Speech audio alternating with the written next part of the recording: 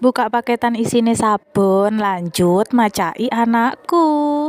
Halo guys, assalamualaikum. Jumpa lagi di video aku.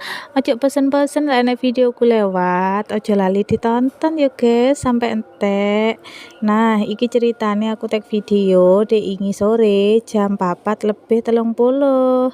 Mari ngono iki anakku wis mari tak dusi, lanjut tak kelambeni. Mari tak kelambeni iki langsung ae tak pacai yo guys.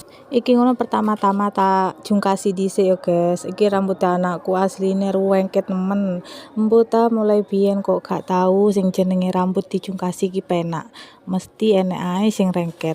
Gak omes aku sakjane mentolo tak cukur ae rambuté iki. Iki ngono sakjane tak jungkasi alon-alon, tapi bocahe tetep ae kadang ya nesu, kadang ya rodok nangis ngono lho. Gak mesti.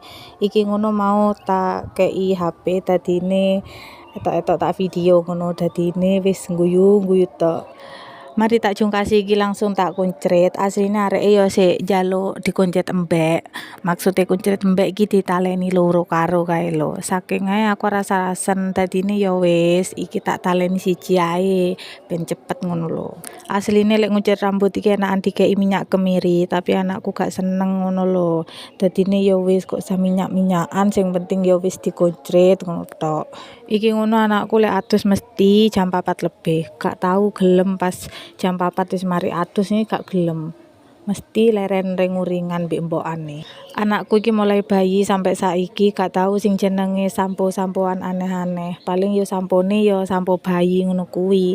Kayak merek Kasen, merek Kodomo, wis iku wis. Lanjut mari ngene tak wedaki dhisik ya guys. Lah ngene iki aku lek ngwedaki wis pokoke wis mbeluk, mari mbeluk ya wis dijebul buh ngono tok wis.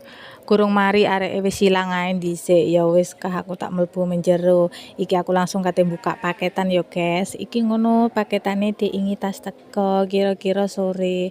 Biasa iki bar beduk jam 1 ngono kuwi. Saiki iki tukang pakete genti dadine iki sore-sorean ngono lho sekitar jam 3-an. Aku lek mesen paketan gak tahu sing ado-ado paling ya pengirimane Surabaya, lek gak ngono Mojokerto, lek gak ngono ya Gresik wis iku. Lek kulitmu sensitif, beruntusan, akeh komedone wajib gawe iki. Pokoke iki apik nemen guys. Iki tanpa alkohol, gentle, teksture iki ringan, yo mambune iki enak pokoke mambu koyo santen ngono lho. Selain aku gawe sabun Hada Labo, aku gawe sunscreen teko Wardah sing acne calming kae lho rek, sing SPF 35. Wis kita. Karena iki wis sore, dadine aku kate ngentas cangkarok dhisik ya guys nang cedeke kuburan kono.